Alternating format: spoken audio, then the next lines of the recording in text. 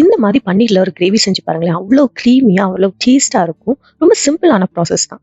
இந்த க்ரீமியான பன்னீர எப்படி பண்ணலான்னு பார்க்கலாமா? இதுக்கு ஃபர்ஸ்ட் கொஞ்சம் பட்டர் அண்ட் ஆயில் ஆட் பண்ணி, அதில கியூப்ஸா கட் பண்ண தின் தின் கியூப்ஸா கட் பண்ணீங்கன்னா இன்னும் டேஸ்ட்டா இருக்கும்.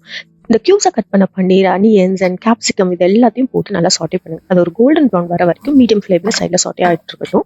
இன்னொன்னு ஒரு பாத்திரத்துல கொஞ்சம் எண்ணெய் ஊத்தி, சீரகம் போட்டு நல்லா ஃபைனா சாப் பண்ண அனியன்ஸையும் போட்டு நல்லா வதக்குங்க. அது ஒரு கோல்டன் ப்ரவுன் ஆரம்பிச்சுல நீங்க இஞ்சி பூண்டு பேஸ்ட் போட்டீங்கன்னா, அது ஒட்டாம உங்களுக்கு இஞ்சி பூண்டு பேஸ்ட் ஒட்டாம இருக்கும். அந்த ரா ஸ்மெல் போன உடனே நல்லா அரைச்சு வச்ச தக்காளி பியூரிய வந்து இதோட ஆட் பண்ணுங்க. நல்லா மீடியம் ஹீட்ல நீங்க குக் பண்ணீங்கன்னா எண்ணெய் பிரிஞ்சு வரும். அந்த ஸ்டேஜ்ல மஞ்சள் பொடி, நான் சாம்பார் பொடி ஆட் பண்ணியிருக்கேன். அதாவது அதுக்குள்ள நான் வந்து chilli powder, coriander powder, cumin powder சேர்த்து வச்சிருக்கேன். இது எல்லாத்தையும் நான் சேர்த்து போட்டுட்டு ஒரு நிமிஷம் வதக்குங்க. வதக்குன உடனே கொஞ்சம் 1/2 கப் தயிர வந்து நீங்க போட்டு நல்லா கொதிக்க விடுங்க. கொஞ்சம் நல்லா மிக்ஸ் ஆகி வரும்போதுல ஒரு க்ரீமியான கன்சிஸ்டன்சி வரும்.